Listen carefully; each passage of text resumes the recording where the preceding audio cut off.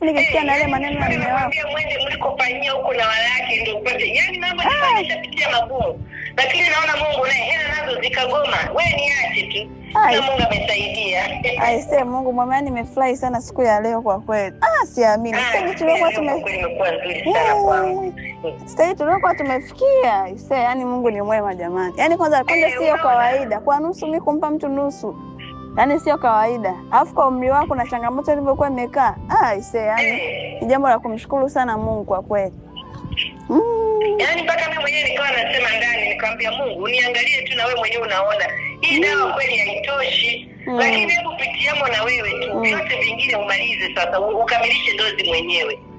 Aisee, Mungu mwema madam. Nimepata mitihani haikwepeki, inahitaji pesa nini, nimesimama mwenyewe. Basi nikaamua kuacha sasa. Aisee, Mungu mwema. Kwa kweli nashukuru. Ngoja tuone Mungu asaidie kwanza tusogeze siku tuone.